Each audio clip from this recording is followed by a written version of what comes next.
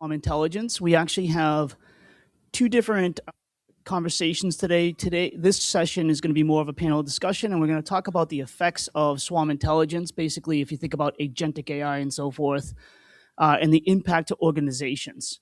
Right, there's been a lot of conversation around how AI is really challenging people from job loss to job changes, or understanding from a training perspective, et cetera. So we're going to get into that a little bit today. My name is Stephen Gatchell. I'm a partner and head of AI strategy at Ortecha. I know all of you know exactly who Ortecha is because we're such a large company, but we are a boutique consulting firm based out of London, but we do have a US presence here. I'm joined by my cohort, Matt, who's in the back. Say hi, Matt. And Matt will be joining the session at 5 o'clock. So we're going to get more into the technical details at 5 o'clock. So we are going to attempt a demo. So for those of you that are part of the conference that told us not to do a demo, please ignore that last statement.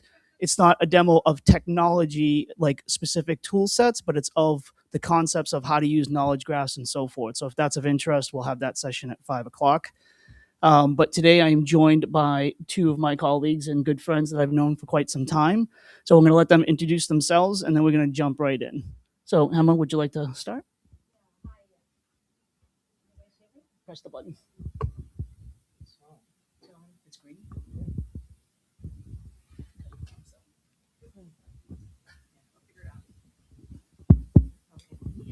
Hi, I'm Hema Seshadri. I'm a principal consulting data and AI engineer at Akamai Technologies.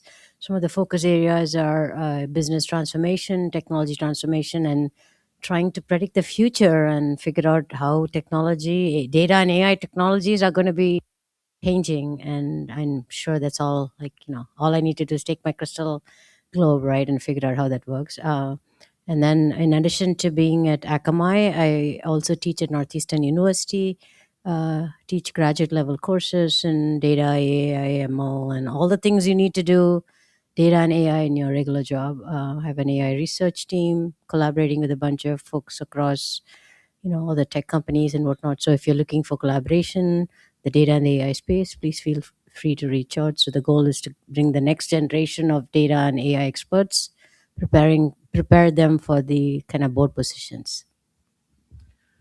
Hi, everyone. I'm Kishore Adya. I am the head of data and analytics at a whole bunch of other organizations in the past. More recently, I used to work at a company called Front Row, which is a American home shield insurance company. But currently, I work in a fintech organization called Advisor 360. And in the past, I worked at organizations like Stanley Black & Decker, at Bose, Adobe, a whole bunch of other organizations. And I've led teams across many different areas: data science, data analytics, and data engineering.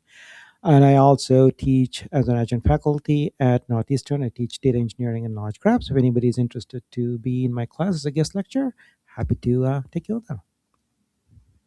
I have done. Hello. Is that working? Yep. Okay, good.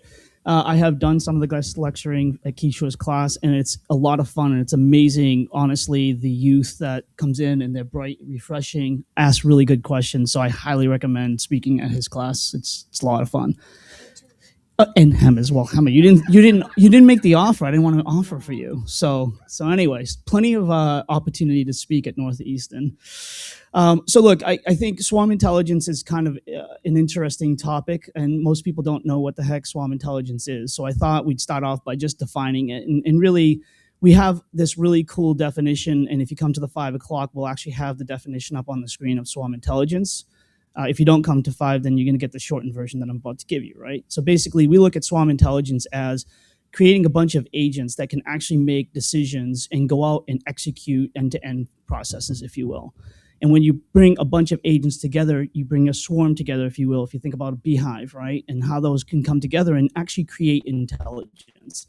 And so there's a lot of talk around autonomous and semi-autonomous and so forth around decision-making, and that's why the impact to organizations, and we're talking about from orchestration to organizational impact and the future of work, is why we're seeing in the marketplace real-time changes in job descriptions, and real-time changes about what training needs to go on and so forth. So today it's going to be really around AI, of course, agents, and agentic AI is some of the conversation, right? So that sets the tone. Now you know what swarm intelligence is. You can sound really cool at the cocktail hour tonight at 6 o'clock, right? The second thing I think I just want to bring up is we did do a poll for this session. So thank you for those of you that actually responded to it. And really it was around what is the human related activities and challenges around some of the things of swarm intelligence, right? And 10 people out of 42 replied that it's fear and loss of their job.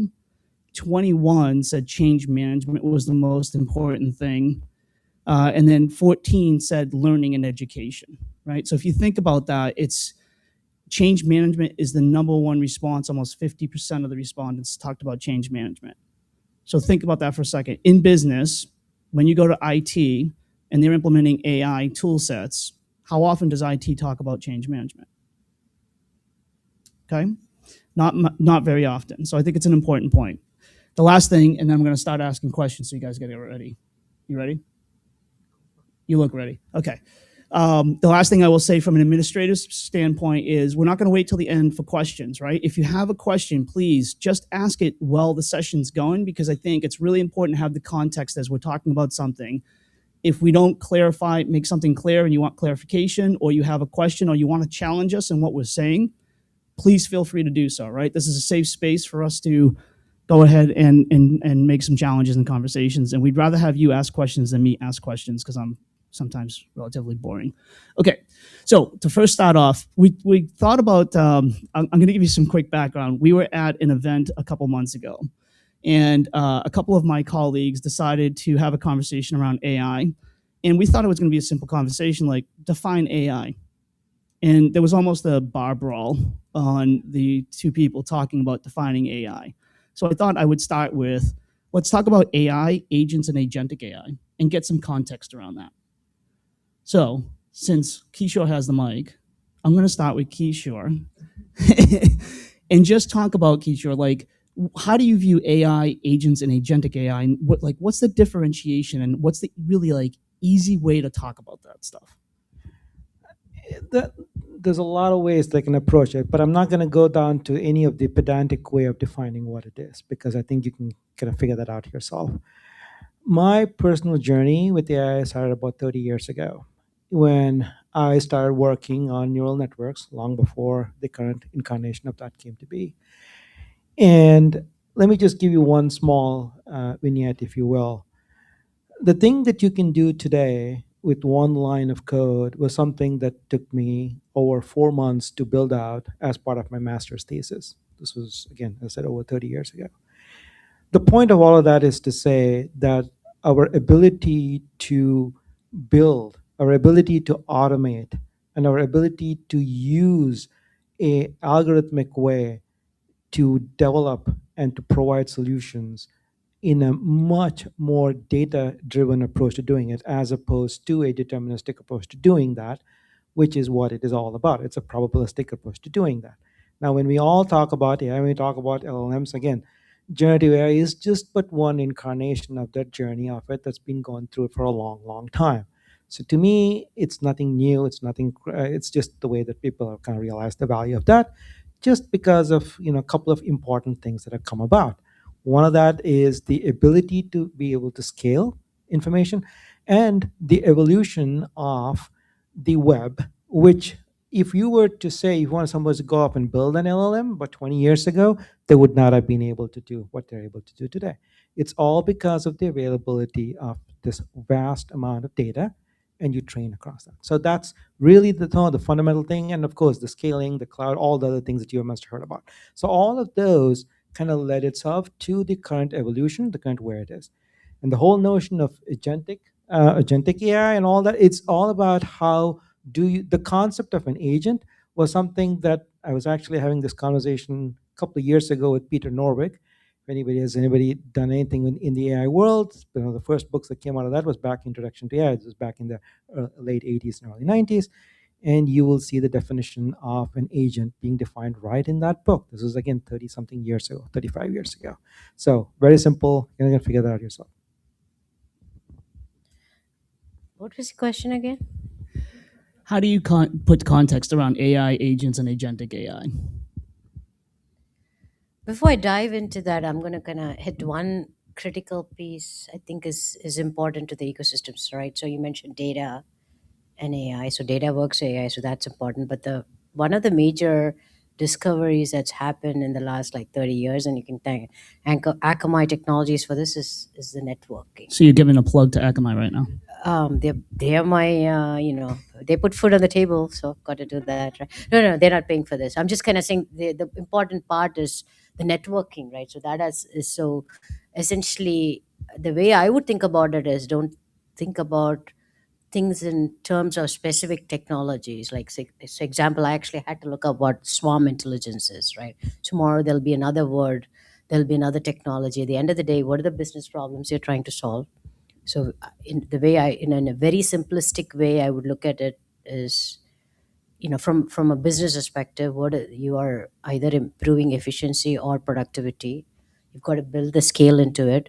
But if you think about the technologies, how are these technologies going to, what's the interoperability, right? That's another piece. How would you have these disparate technologies fit together? So whether you're calling it data, you're calling it AI, you're calling it all the different ingredients that's going to make your stone soup, right? So those are the critical pieces you need to think about. But then, how would you think in terms of AI? How would you think things in terms of agents? Agents is another word we have been kind of overusing for the past year, right? Like in the data world, it used to be, what was it, data fabric, data mesh. So every 2 years we go through some sort of, absolutely we need this. Well, So the consultants need to yes, create stuff so we can sell stuff. right. So that's and why we make up new stuff, right, even so though it's it's been good. 30 years ago. That Right, was great. right. So Interesting. AI, yeah, AI has been around, like, we went through the AI beginnings, that from the Dartmouth College, the law few mighty professors started that. But then, in order for it to be, for common man, or layman to understand, we needed something like ChatGPT. So so going back to your original question, in my mind, how do I differentiate AI agents, data, and all the other things?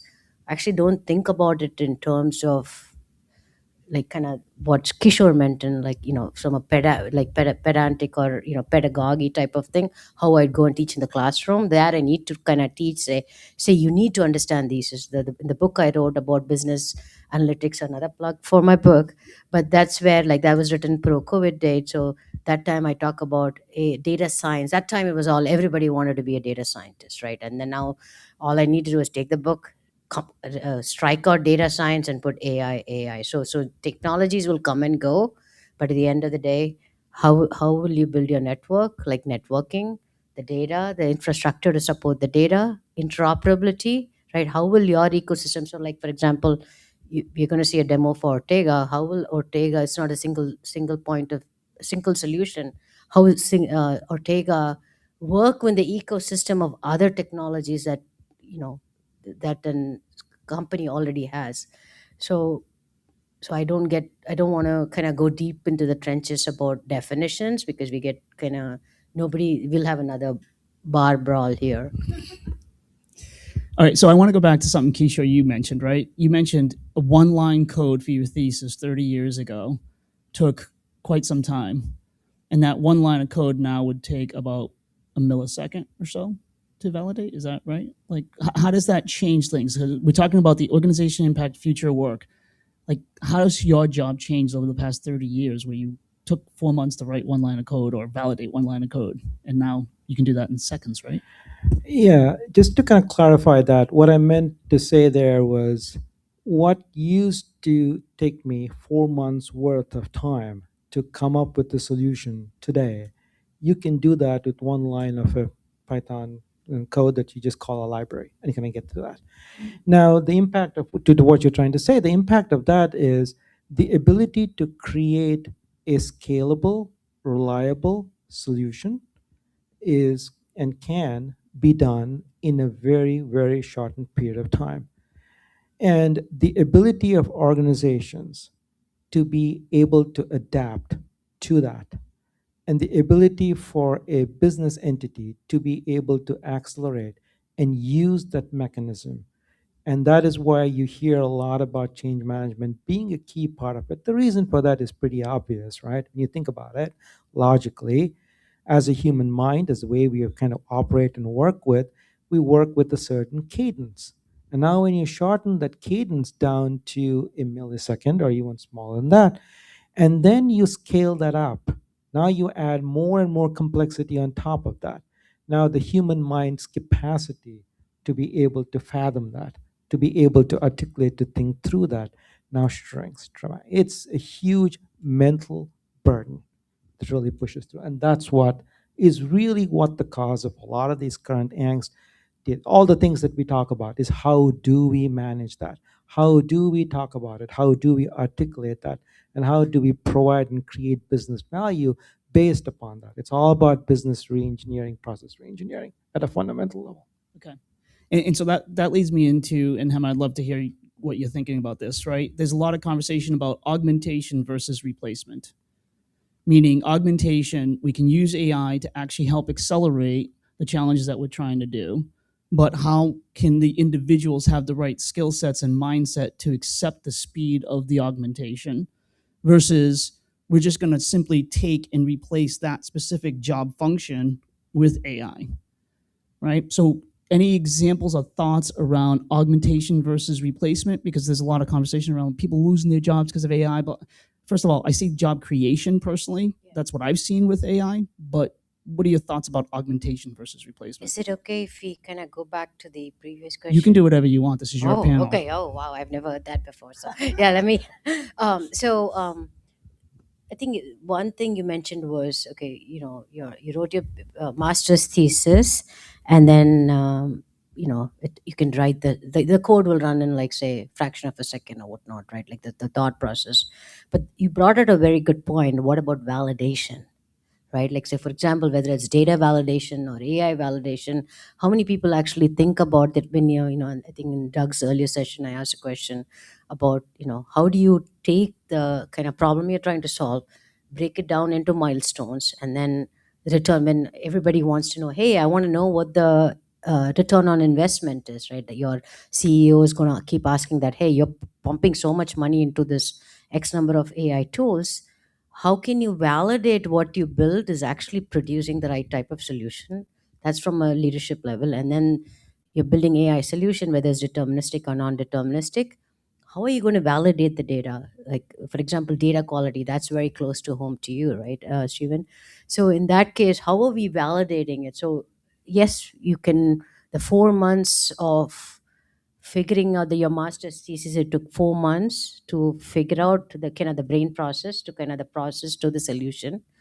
But then are we fast forwarding the whole 4 months process into one line of code, right? So it's going to accelerate some of the way we operate, like kind of the hands-on keyboard type of stuff. I can ask Claude or whatever and say, hey, how am I going to go and do? You figure out the solution and it can give you an answer and like put it in the right format for Python and whatnot. But that thinking, there's still humans there to do some of the guidance, right? Otherwise, it's just going to give me a whole bunch of garbage. How do you want to kind of? So, what do you think about that? So I was going to say, so that to me, that's augmentation, right? Versus replacement, because you're utilizing the AI in a way to accelerate what your outcome needs to be. Right. But it's not replacing because you still have human in the loop to actually make the final decision to say, Claude really booted this one and it doesn't look very good and we're not going to accept the answer, versus this is exactly what I was looking for, or some type of hybrid there where I just need to alter it a little bit. So to me, that example was augmentation that you gave, right? Versus replacement, where we start creating these agents and we have this swarm intelligence, if you will, where some of the more mature companies I see in the marketplace are creating agents and they're actually having it autonomous on low risk environments and processes because people don't want to do some of that work anymore. So it's not being missed. And they're taking those employees and they're actually giving them higher value stuff to do. Then that's kind of replacement. You're taking an agent, you're actually executing from an end to end to say, we're not having a human do this job anymore. We don't need to. Yeah, moving it from a low value work to a high value, right? Yeah. But that, yes, please. Oh, wait, you got to wait for the microphone. Sorry. You don't know, absolutely interrupt us. You asked for it. I'm Kim Harrington from Forrester, and I just have a question. Like, you guys were talking about cognitive load and doing higher value tasks and things, and you were alluding to this a little bit, Kishore. And the thing that I'm curious about is, as we're talking about this, not only are you doing higher value, but it's adding cognitive load onto the professionals. So even for those that aren't getting additional resources because they're saying, no, you're getting AI, but you're getting more and more and more. How do we show them the value, show leaders the value of regeneration of, like re-energization of the employees, and like giving them that time and space? Because what I'm seeing is also a lack of leadership listening and a lack of time, because people don't, they have too much on their plates now. They had too much to begin with. Yes, I see some applause. Thank you. And how do we do that? Does anybody want to say that? So to kind of reiterate what you just said, the concept of cognitive load and the concept of the notion that somehow magically, let's just say, for example, let's say you start a new job, and usually there's a time frame that's required for you to kind of get up to speed with all the new things, with the new business models and so forth. Let's just say they make available, let's just say you go into, and then there's an agent. You talk to this agent. The agent has all the information that, tribal knowledge, everything we've encapsulated, that here's the thing that you talk to get the information that you need.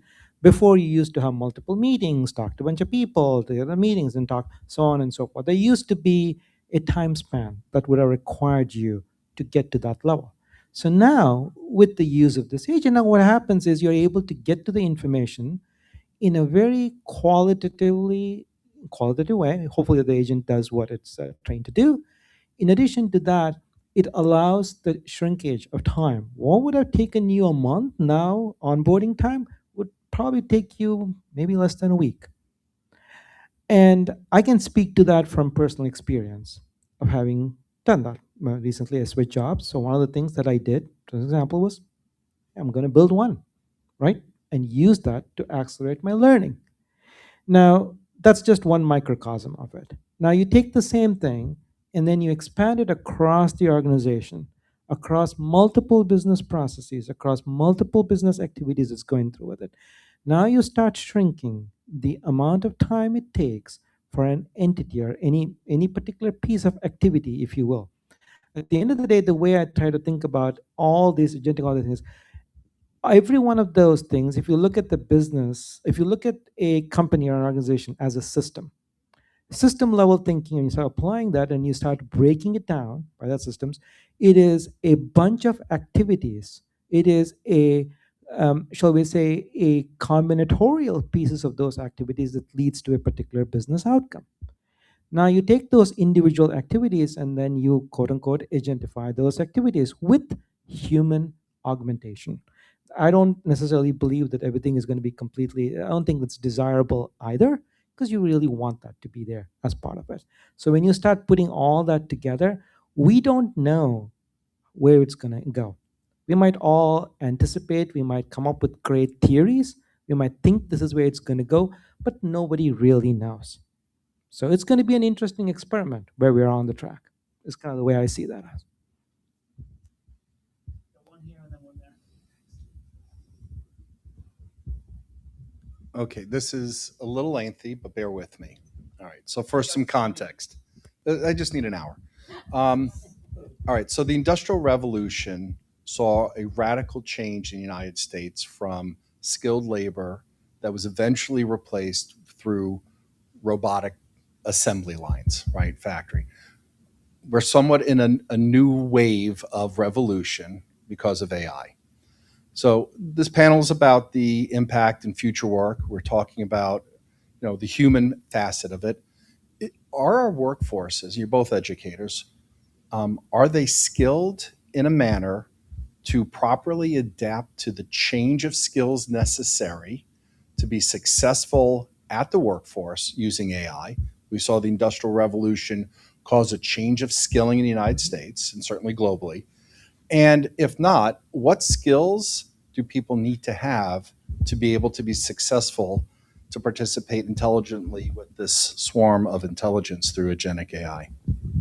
All right, I'm going to jump in, and then whoever wants to jump in after, right? Go for it. So the reason why I wanted to jump in is because my daughter is going off to college this fall. And the exact question was like, what the heck do you send a kid to college for, right? Because, you know, should they do programming? Should they do, like, to me, it's, what are the essential skills? And actually, Justin, I'm not sure if you stole my notes earlier, but that was the next thing that we were getting into. So thank you for that. Remind me to, I have an Ortecha thing at the booth for you afterwards. So long story short, like I think when I look at individuals and the skill sets that they need today, it's really some of the things you've already heard about, right? I mean, curiosity to me is critical. Critical thinking, but how you define critical thinking, right? Like people use that term a lot, but like what does that actually mean? To me, a critical thinker, for instance, in swarm intelligence environment is, okay, I've got this coworker that's actually an agent and I can't really talk to the agent, but I can go through a prompt or speak to it through a voice thing. And what if I don't like the answer it gives me and I don't have a human standing in front of me? Do I get mad at it? Do I like just be like, okay, maybe I should ask the question a different way? Like, how do I emotionally respond to that, right? And that's part of critical thinking. To me, it's EQ as well, right? Emotional intelligence. So I think with skill sets, critical thinking, understanding human to human interaction, but also human to agent interaction, and how do you treat those differently and be able to adjust.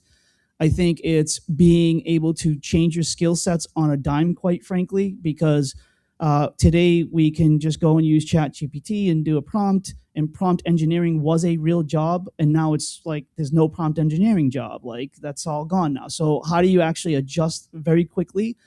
What type of individuals and learning capabilities that you're going to go to?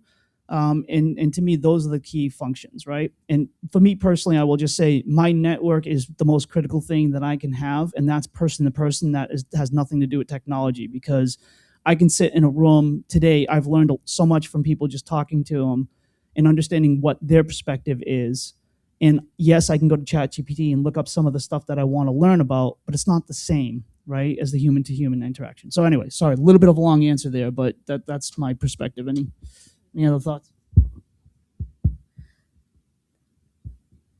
I think the way we learn has not changed, irrespective of whether it's the industrial revolution or the AI revolution or the kind of the fourth industrial revolution, right? So as far as organizations go, as far as the educators go, I think their primary job is to make sure the people who, or the students or the community they're trying to educate, they're not, the goal is not to teach, at least this is kind of my perspective, and I don't think, I mean, people may not agree with me on this. I think the reason we go to college or we send our children to college is so that they learn how to learn, right? It doesn't have to be, hey, it's not a shortcut to success. Hey, I'm going to do A, B, and C, and then if I do A, B, and C, I'm going to that $1 million paycheck, right? So yes, if you're going to go, so now as parents, I mean, I'm probably responsible for some of those as well. So I'm kind of navigating the system, trying to figure out, hey, what are the highest chance of success if you do X, Y, and Z? But then education is primarily about whether it's elementary school or kindergarten or whatever, all of that. We are going there to learn.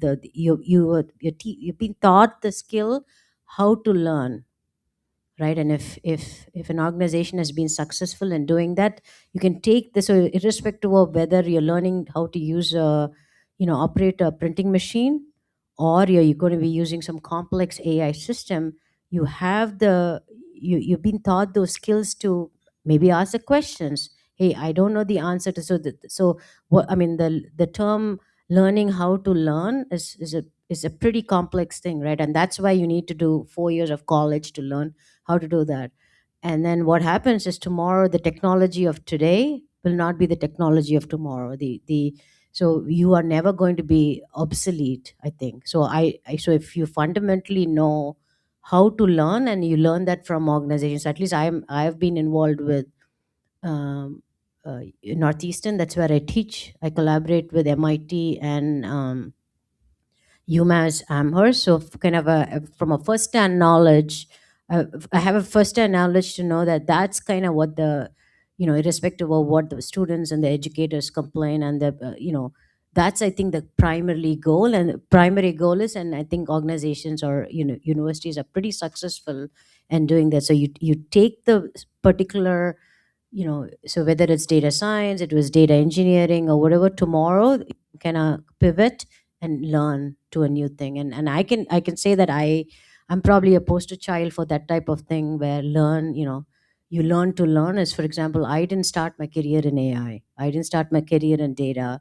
I have a PhD in organic chemistry. I used to do drug discovery. And then those foundational skills, when the market collapsed in the recession time, I went back to school. I did go and get a formal education. I did my master's in computer science, but then it was kind of faster for me because I knew how to apply the basic learn to learn skills into a new field.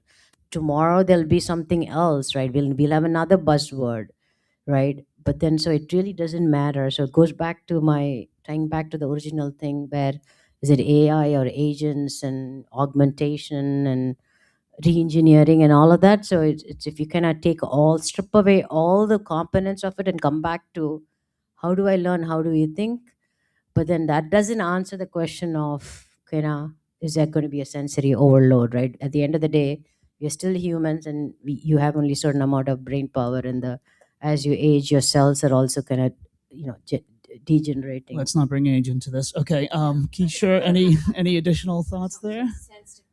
Yeah, no, yeah. Nothing more than what you guys have already covered, but I just want to talk about one small thing here at a very practical level.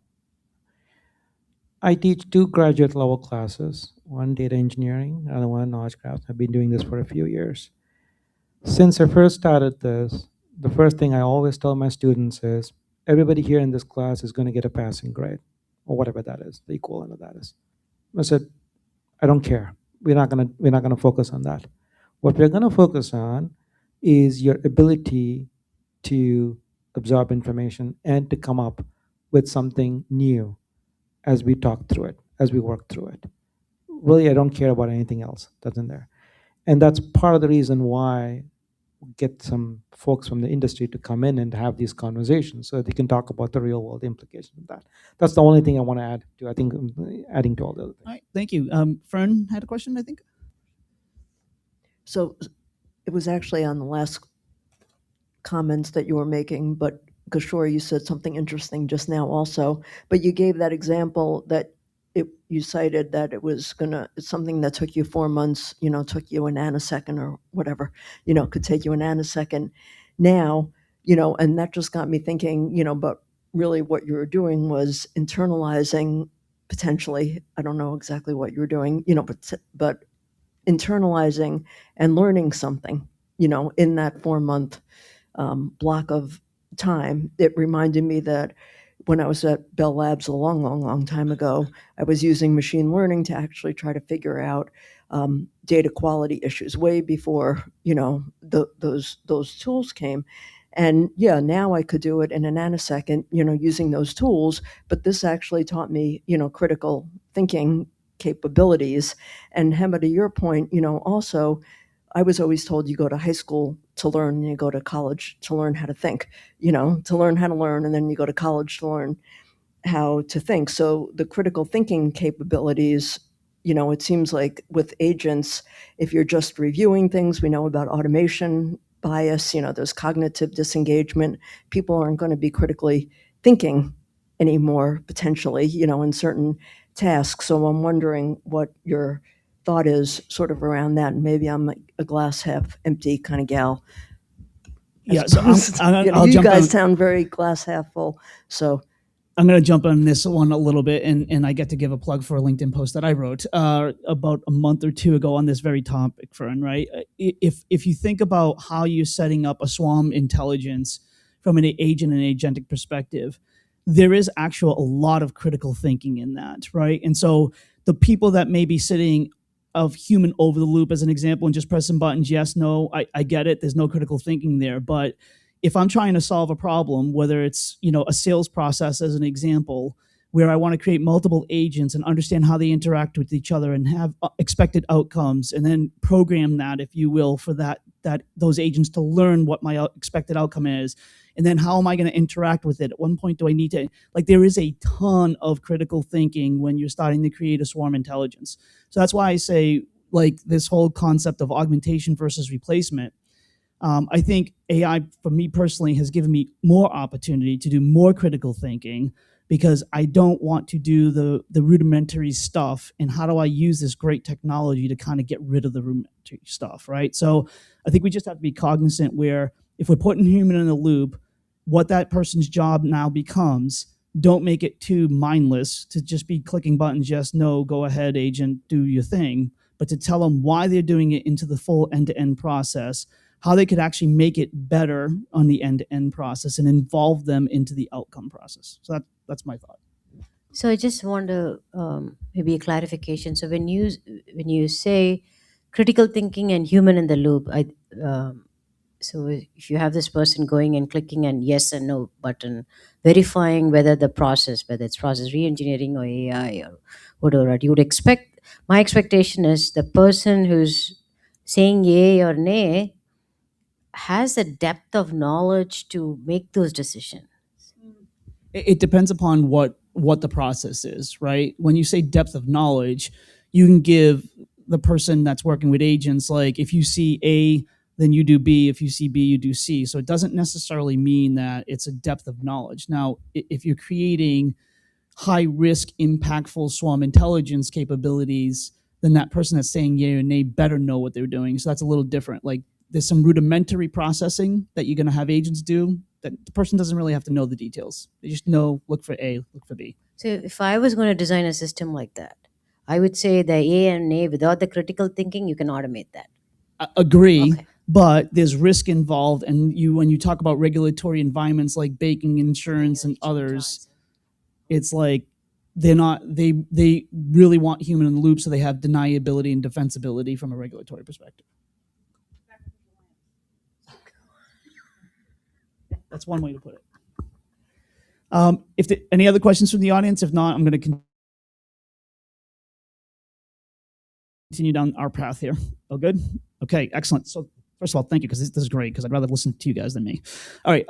The other main thing that I think that's coming up in the AI space is measuring the impact across productivity, right? So we talk about quality and trust and resilience and workforce change and so forth. So have you guys have any examples that you've seen either through your teachings at Northeastern or through your day job, so to speak, of really good stories around measuring impact around productivity or quality or trust, or any of those types of things that you can share with the audience? And how did you come out about that?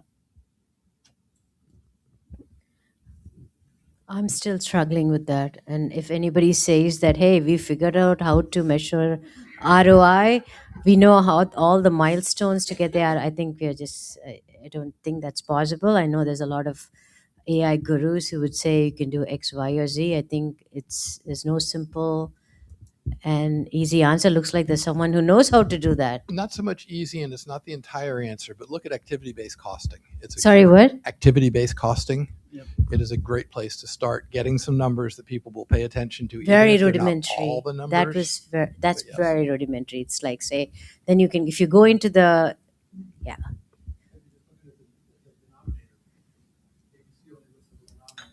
Right.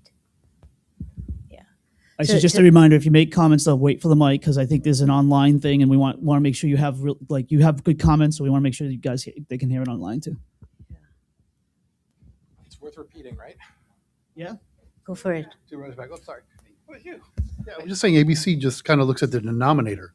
So something that I know some folks are working on is economic process modeling, right? To model the entire all the economics of a process, not just the denominator or So this is where the people who are expert engineers and expert strategists know how to cook the numbers, right? Like, so if you say, hey, I'm gonna, I mean, it's all open to interpretation, right? Like that's a smartness of that. So if you say, hey engineer, I'm gonna measure you by the number of tokens you consume, so how hard is it to write a script, right? And at the end of the, and then burn out all the scripts and whatnot. Or like, any type of token based measurement, right? Or like, back in the days, this is, I think, when we were in EMC, EMC, they used to have a big data conference and whatnot. So the project manager, this is 15 years ago. So project managers, what they wanted to do is measure success by the number of PRs, right?